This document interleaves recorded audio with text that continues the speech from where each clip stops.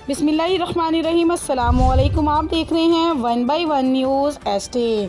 नाज़रीन, अहम ख़बर से आपको आगाह करते चलें।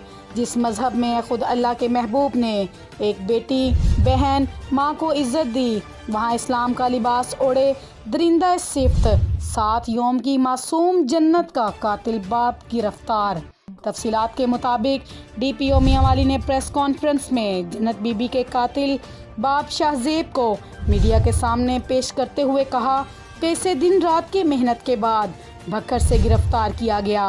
कत्ल में दीगर घरेलू अफराद की इमा भी शामिल। मजीद तफ्तीश जारी है और केस को मजबूत से मजबूत तर बनाएंगे। मुलजिम को कैफरे किरदार तक पहुँचा कर ही दम लेंगे।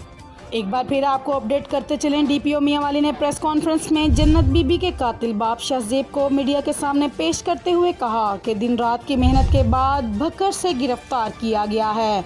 मुलजिम को कैफरे किरदार तक पहुंचाकर ही दम लेंगे। मजीद खबरों से बाखबर रहने के लिए देखते रहिएगा हमारा चैनल 1 बाई 1 न्यूज़ HD। ताज़ा तरीन अपलोड्स की नोटिफिकेशन हासिल करने के लिए हमारे चैनल को सब्सक्राइब करें और साथ में दिए गए घंटी के निशान को दबाना ना भूलें।